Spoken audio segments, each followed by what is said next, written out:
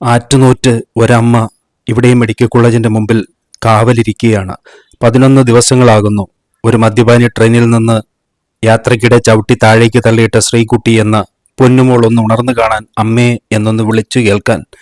ഈ അനുഭവം വേദനയുടെ അനിതരസാധാരണമായ ഒരു ദുരന്ത പർവമാണ്. പ്രതീക്ഷയുടെ 12ാം നാളിലേക്ക് നീങ്ങുകയാണ് കാത്തിരിപ്പ്. ഇന്ന് നമ്മുടെ ശ്രീകുട്ടിയെ കയറി കണ്ടോ? ഡോക്ടർ എന്ത് പറഞ്ഞു?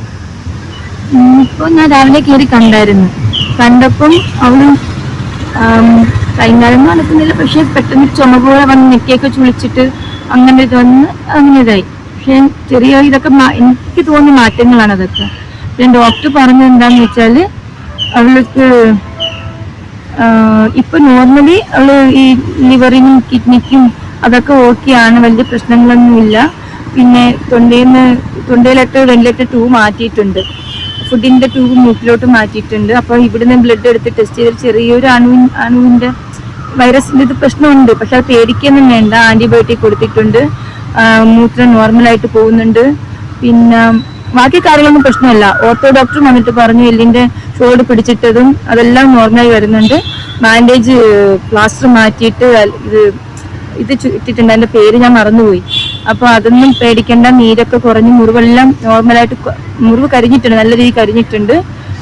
പിന്നെ അവളിനി ബ്രീത്തിന്റെ ഇത് വെന്റിലേറ്ററിന്റെ ഹെൽപ്പോട് കൂടി തന്നെയാണെങ്കിൽ ചെറിയൊരു ഒരു ശതമാനം അളവിൽ അവൾ തന്നെ സ്വയം ശ്വസിക്കുന്ന ഒരു ചെറിയൊരു വന്നിട്ടുണ്ട്. അതിപ്പോ നല്ല രീതിക്ക് വരുവാണെങ്കിൽ പകുതിയോളം നമ്മൾ ഇതായി. ഉണർവ് അത് ഇതുവരെ ഉണർന്നിട്ടില്ല. അതൊരു വലിയൊരു ചോദ്യചിഹ്നമായിട്ടാണ് നമ്മുടെ മുമ്പിലുള്ള. അവർ ഉണരേണ്ട സമയമായി. ഇനിയിപ്പം കുറച്ച് ദിവസം കൂടി നമുക്ക് വെയിറ്റ് ചെയ്യാം. പിന്നെ വേറെ പ്രശ്നങ്ങളൊന്നും ഇല്ല എന്ന് പറഞ്ഞാൽ ഉണർവിൻ്റെ MRI സ്കാൻ ചെയ്തിട്ടുണ്ട് ഇന്നലെ. അതില് നമ്മൾ CT സ്കാൻ ചെയ്തപ്പോഴത്തെ റിസൾട്ട് തന്നെയാണ് വന്നിരിക്കുന്നത്. ഞരമ്പുകളെല്ലാം വലിഞ്ഞിരിക്കുകയാണ്.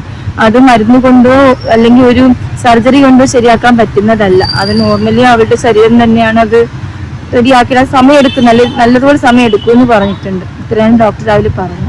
ഈ വൈറസ് എന്ന് പറയുന്നത് വൈറൽ ഇൻഫെക്ഷന്റെ വൈറസ് ആണോ? അതെ, ഇല്ല, വൈറൽ ഇൻഫെക്ഷന്റെ ഇതാണ്. അത് C ലെവൽ അങ്ങനെ പറഞ്ഞു. വലിയ പേടിക്കാനൊന്നുമില്ല. അതിന് ആന്റിബയോട്ടിക് കൊടുക്കുന്നുണ്ട്. പിന്നെ ചെറിയ രീതിക്ക് മഞ്ഞപ്പിത്തത്തിന്റെ ഉണ്ടായിരുന്നു, അതിനും മരുന്ന് ട്രീറ്റ് ചെയ്യുന്നുണ്ട് അവര്. MRI സ്കാനിന്റെ റിപ്പോർട്ട് നിങ്ങളെ കാണിച്ചോ? അതിന്റെ എന്തെങ്കിലും ഡോക്യുമെന്റ്സ് കയ്യിൽ തന്നോ? അതിൽ നിന്ന് നമുക്ക് മനസ്സിലാക്കി ഡോക്ടർ പറഞ്ഞതല്ലാതെ മനസ്സിലാക്കാൻ പറ്റുന്ന കാര്യങ്ങൾ എന്തെങ്കിലും ഉണ്ടോ? ഇല്ല, MRI സ്കാനിന്റെ റിപ്പോർട്ടായിട്ട് ഒന്നും കയ്യിൽ തന്നിട്ടില്ല. ഡോക്ടർ പറഞ്ഞ കാര്യങ്ങളാണ്. നമ്മൾ CT സ്കാൻ ചെയ്തപ്പോൾ അതേ അവസ്ഥ തന്നെയാണ് MRIയിലും ഉള്ളത്. അപ്പൊ അതൊന്നും കൂടി CT സ്കാൻ ചെയ്തപ്പോൾ കണ്ട അതേ പ്രശ്നമാണോ എന്ന് അറിയാനാണ് MRI അവർ എടുത്തത്. അപ്പൊ അതേ ഇത് തന്നെ. അപ്പൊ സ്റ്റാർട്ടിങ്ങിൽ അവർ പറഞ്ഞതിന്റെ അന്ന് CT സ്കാൻ ചെയ്തിട്ടുണ്ടായിരുന്നു. അപ്പം മുതൽ ആ ഒരു ട്രീറ്റ്മെന്റ് സ്റ്റാർട്ട് ആക്കിയിട്ടുണ്ട്. അപ്പൊ അതുകൊണ്ട് വേറെ ഒന്നും ആ MRI സ്കാനത്ത് പറയാനില്ല എന്ന് പറഞ്ഞു. സെയിം ഇത് തന്നെയാണ്. അപ്പോ ഇന്ന് കയറി കാണുമ്പോഴും ഈ ഒരു ചെറിയൊരു ചുമ പോലെ കണ്ടതല്ലാതെ വിളിച്ചപ്പോ വിളി കേൾക്കാനുള്ള ശ്രമങ്ങളോ അങ്ങനെ ഒന്നും തന്നെ ഇല്ല. വിളിച്ചിട്ട് വിളി കേൾക്കുന്നില്ല. വിളി കേൾക്കുന്ന വെച്ചാല് അങ്ങനെ ഒരു റെസ്പോണ്ട് കണ്ടിട്ടില്ല ഇന്ന്. പിന്നെ ഡോക്ടർ പറഞ്ഞൊരു ഇതെന്ന് പറഞ്ഞാല് ഇന്നത്തെയും കാട്ടി കൂടുതലും ഇന്നലെ വെച്ചാൽ കയ്യിലൊക്കെ ഒന്ന് പിടിക്കുമ്പോൾ ജസ്റ്റ് കൈ അവൾ വലിക്കുക അങ്ങനെയൊക്കെ ഉള്ള ഇതുണ്ടായിരുന്നു. ഇന്നിപ്പോ അത് കുറച്ചൊന്ന് കുറവാണ് എന്ന് പറഞ്ഞിട്ടുണ്ട്. എന്നാലും നല്ല പ്രതീക്ഷയോടെ തന്നെ ഞാൻ ഇരിക്കുന്നത്. എനിക്ക് നല്ല പ്രതീക്ഷയുണ്ട് എന്റെ മോള് വരും. പിന്നെ എല്ലാവരുടെയും പ്രാർത്ഥനയുണ്ട്, എന്റെ മാത്രമല്ല, എന്റെ കുടുംബത്തിന്റെ മാത്രമല്ല. അവളെ ഇപ്പൊ ഈ ഒരു ഇത് കാണുന്ന എല്ലാവരും പ്രാർത്ഥിക്കുന്നുണ്ട്. ആ പ്രാർത്ഥനയുടെ ഫലം എന്തായാലും ദൈവം എനിക്ക് തരും. എനിക്ക് നല്ല വിശ്വാസമുണ്ട്. പിന്നെ പ്രാർത്ഥനയോടൊപ്പം തന്നെ ഈ ഡോക്ടർമാരുടെ അവരുടെ പരിശ്രമങ്ങളെയും നമ്മൾ നന്ദിയോടെ തന്നെയാണ് ഓർക്കുന്നത്. പക്ഷെ നമ്മൾ ചിന്തിക്കുന്നത് ഇന്ന് 12ാമത്തെ ദിവസം അല്ലേ? അങ്ങനെയല്ലേ? 11ാമത്തെ ദിവസമാണ്. ഈ 11 ദിവസവും സത്യമാണ്, ഡോക്ടർമാർ അതേ രീതിക്ക് തന്നെയാണ് അവൾക്ക് ട്രീറ്റ്മെന്റ് കൊടുക്കുന്നത്. നല്ല രീതിക്ക്, ഒന്നിനും ഒരു കുറവുമില്ല. അത് എന്ത് കാര്യത്തിനാലും ഇതുവരെ ഞങ്ങളോട് പറഞ്ഞിട്ടില്ല നിങ്ങൾ ഇത് ചെയ്യണം, അല്ലെങ്കിൽ അവളൊന്ന് ക്ലീൻ ചെയ്യണമെന്നോ അല്ലെങ്കിൽ മരുന്ന് വാങ്ങിക്കണം, അങ്ങനെ ഒരു ബുദ്ധിമുട്ട് തരുന്ന എല്ലാ കാര്യങ്ങളും അവർ കറക്റ്റായിട്ട് കാര്യങ്ങൾ ചെയ്യുന്നുണ്ട്.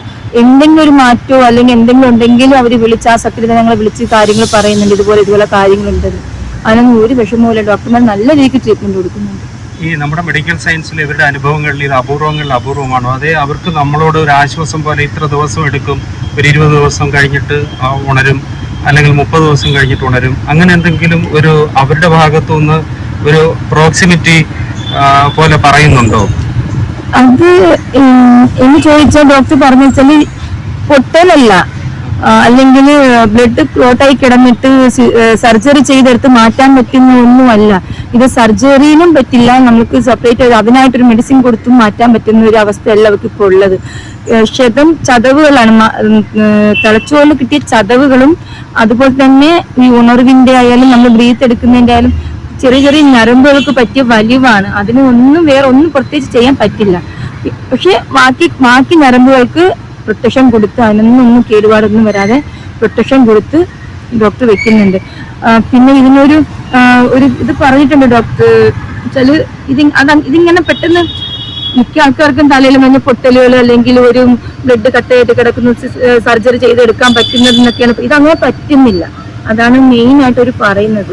പിന്നെ ഉണരും, അത് ദിവസം എടുക്കുമെന്ന് പറഞ്ഞിട്ടുണ്ട്, വിഷമിക്കണ്ടെന്നും പറഞ്ഞിട്ടുണ്ട്. നമ്മളെ വിളിച്ച് സംസാരിക്കുന്നത് all group of medical doctors ആണോ, അത് ആരെങ്കിലും ഒരാളാണോ? പറയുന്ന കാര്യങ്ങളെ കുറിച്ച് നമുക്കൊരു ഡോക്യുമെന്റ്സ് എന്നും ഉണ്ടോ? അവർ നൽകുന്ന വിഷയങ്ങളെ കുറിച്ച് ഇന്ന രീതിയിലാണ് കുഞ്ഞിന്റെ പ്രോഗ്രസ് എന്ന് അവർ പറയുന്നതിന് എന്തെങ്കിലും ഡോക്യുമെന്റ്സ് വഴി ഉണ്ടോ, അതേ വെറുതെ പറഞ്ഞു പോകുന്നതാണോ? ഇല്ല, ഡോക്ടർ രണ്ടാമത്തെ ഡോസിന് അവർ 9 ഡോക്ടർമാർ ചേർന്നിട്ടാണ് ഞങ്ങളൊക്കെ സംസാരിക്കുക.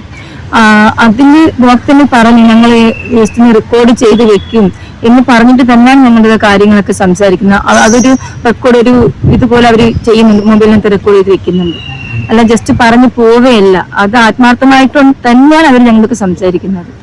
അപ്പൊ നമ്മളിവിടെ ഓൾ ഫാമിലി ഇവിടെ ഈ അന്ന് മുതലേ ഇവിടെ തന്നെ തങ്ങുകയാണോ? എങ്ങനെയാണ് നിങ്ങളുടെ ഇപ്പോഴത്തെ ജീവിതങ്ങളൊക്കെ?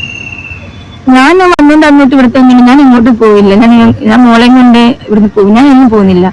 പിന്നെ ഞങ്ങളുടെ നാത്തൂന്റെ മോനും ഒരു റിലേറ്റീവ് ചേച്ചിന്റെ മോനും ഒക്കെ ഉണ്ട്. അവർ രണ്ടുപേരും അന്ന് മുതൽ ഇന്ന് വരെ ഈ നിമിഷം വരെ എനിക്ക് ഒപ്പം തന്നെ ഉണ്ട്. പിന്നെ ചേച്ചിമാര് വീട്ടിൽ പോയിട്ട് വരും, കാരണം അവർക്ക് കുട്ടികളൊക്കെ ചെറിയ കുട്ടികളൊക്കെ ഉള്ളത്. അപ്പൊ അവര് വീട്ടിൽ പോയിട്ട് വരും, ഫുഡ് എന്തെങ്കിലും ഉണ്ടായി കൊണ്ടുവരുമോ അങ്ങനെയൊക്കെ ചെയ്യുന്നുണ്ട്. അമ്മ ഇന്നലെ വന്നിട്ട് പോയി. അമ്മയും പ്രായം ചെന്ന ആളാണ്, നിർത്താൻ പറ്റില്ല എനിക്ക്. അപ്പൊ അമ്മേനെയും വന്ന് കാണാനൊന്നും പറ്റിയില്ല, പക്ഷെ വന്ന് എൻ്റെ അടുത്ത് വന്ന് രാത്രിത്തെ ഫുഡെല്ലാം കൊണ്ട് തന്ന് മോളെ കാര്യമൊക്കെ അന്വേഷിച്ചിട്ട് അമ്മയും തിരിച്ച് വീട്ടിൽ. ഞാൻ പറഞ്ഞു വിട്ടാ പൊയ്ക്കുമെന്ന് പറഞ്ഞു. അമ്മ നിൽക്കണമെന്ന് പറഞ്ഞാ, പക്ഷെ 10-25 വയസ്സുണ്ട്, എനിക്ക് നിർത്തിയിട്ടും എന്തെങ്കിലും വന്നാൽ പിന്നെ ഞാൻ അതിനും കൂടെ ഓടണം. അപ്പൊ ഞാൻ പറഞ്ഞു അമ്മ പൊയ്ക്കോ, ചേച്ചിമാര് വരുന്നുണ്ട്, വന്ന് മോളെ കാണാൻ പറ്റില്ല, കാരണം എല്ലാവർക്കും കാണാൻ പറ്റത്തില്ല എന്ന് പറഞ്ഞു. എന്തെങ്കിലും ഇൻഫെക്ഷൻ ആയിട്ട് നമ്മുടെ ഭാഗത്തു നിന്ന് വരില്ലെന്ന് വിചാരിച്ചിട്ട് അങ്ങനെ എല്ലാവരും കയറി കാണില്ല. എന്നാൽ ഇവിടെ വരുമ്പോ അവർക്കൊരു സമാധാനം.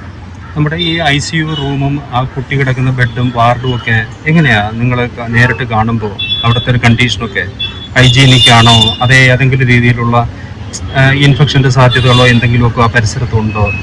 ഉപയോഗിക്കുന്ന ബാത്റൂമുകൾ, ടോയ്ലറ്റുകൾ, നിങ്ങൾ നിൽക്കുന്ന സ്ഥലം, അതൊക്കെ പൊതുവെ എങ്ങനെയാണ്? മെഡിക്കൽ കോളേജിനെ കുറിച്ച് അറിയാൻ വേണ്ടി ചോദിക്കുന്നതാണ്. എന്റെ ഒരു കാഴ്ചപ്പാടില് എന്റെ മോള് കിടക്കുന്ന വാർഡ്, അതാണ് ഞാൻ കയറി കാണുന്നത്. അത് ഫുൾ ക്ലീൻ ആണ്, ഹൈജീനിക് ആണ്, അവർ നല്ല ക്ലീൻ ചെയ്യുന്നുണ്ട്. അവരിൽ നമുക്കൊന്നും പറയാൻ പറ്റില്ല. ഡെയിലി അവരത് തൂത്ത് ക്ലീൻ ചെയ്ത് വെക്കുന്നുണ്ട്. ബാത്റൂം അത് തന്നെ ആ ചേച്ചിമാർ നല്ല രീതിക്ക് കഷ്ടപ്പെടുന്നുണ്ട്. ഞാൻ ഇന്ന് രാവിലെയും കണ്ടതാണ്, ഫുള്ള് ക്ലീൻ ചെയ്ത് ലോഷൻ ഒഴിച്ച് നല്ല രീതിക്ക് വൃത്തിയാക്കി ഇടുന്നതാ. ചുറ്റുപാടും അതുപോലെ തന്നെ ഞാൻ നിൽക്കുന്ന, അതായത് മൾട്ടി സ്പെഷ്യാലിറ്റി ബ്ലോക്കില് എന്റെ കാഴ്ചപ്പാടിൽ അവിടെ വൃത്തികേടായിട്ടൊന്നുമില്ല. ഞങ്ങൾ ഇരിക്കുന്ന ഏരിയയിൽ അവർ രാവിലെ 8 മണിയാകുമ്പോഴത്തേക്കും വന്ന് തൂത്ത് തുടച്ച് വൃത്തിയാക്കിയിട്ടാ പോകുന്നത്. റെയിൽവേയിൽ നിന്ന് അന്ന് 2 ദിവസം ആൾക്കാർ വന്നു എന്ന് പറഞ്ഞു. പിന്നെ റെയിൽവേയുടെ ആൾക്കാർ ആരെങ്കിലും വരുന്നുണ്ടോ? ഈ കുട്ടിയുടെ ശരിക്കും പറഞ്ഞു കഴിഞ്ഞാൽ റെയിൽവേയുടെ ഉത്തരവാദിത്വം എന്നാണ് ഈ ലോകത്ത് മുഴുവനുള്ള ആൾക്കാർ പറയുന്നത്. അപ്പം അവരുടെ ഫുൾ കെയർ വേണ്ടുന്ന ഒന്നാണ്. അതിലെന്തെങ്കിലും രീതിയിലുള്ള നിങ്ങൾക്ക് പരാതിയോ മറ്റു കാര്യങ്ങളോ ഉണ്ടോ? ഇല്ല, കാരണം റെയിൽവേയിൽ നിന്ന് നമുക്ക് എന്താവശ്യത്തിനും എന്ത് ഇതായാലും ഒരു സാറിന് ഒരാളിന് അവിടെ അവർ പോസ്റ്റ് ചെയ്തിട്ടുണ്ട്. രാവിലെ 8 മണിക്ക് വന്നു കഴിഞ്ഞാൽ പിറ്റേന്ന് രാവിലെ 8 മണി വരെ ഒരാൾ നിൽക്കും. അതും ഈ അടുത്ത ആളിൽ ആ ഒരു ഇൻചാർജ് ഏറ്റെടുത്തിട്ടാണ് അടുത്ത അവിടെ നിൽക്കുന്ന സാറ് പോകുന്നത്. അതിലൊന്നുമില്ല. പിന്നെ ഞങ്ങൾക്ക് ലേഖ മാം വന്ന് ഞങ്ങളുടെ അടുത്ത് രാവിലെയും വരും വൈകിട്ടും വരും, എന്താണെങ്കിലും തുറന്ന് പറയാൻ ഉള്ള എല്ലാ സ്വാതന്ത്ര്യവും തന്നിട്ടുണ്ട്. അതിലൊന്നും ഞങ്ങൾക്ക് ഒരു വിഷമവും വന്നിട്ടില്ല. കരഞ്ഞ് കണ്ണീർ പറ്റി പതറിനീറി ചിന്തകളും. ഇനി അവൾ ഉണരും വരെ ഞാൻ ഉറങ്ങാതിരിക്കും. ഇതൊരു തപസ്സാണ്. 11ാം ദിവസവും മനസ്സിന്റെ ഹോമകുണ്ടത്തിൽ സ്വയം നീറ്റുന്ന നോവിന്മേൽ നിന്നുള്ള ഒരമ്മയുടെ തപസ്. മോൾ ഉണരാൻ നമുക്കും പ്രാർത്ഥിക്കാം ആ തപസ്സിനൊപ്പം.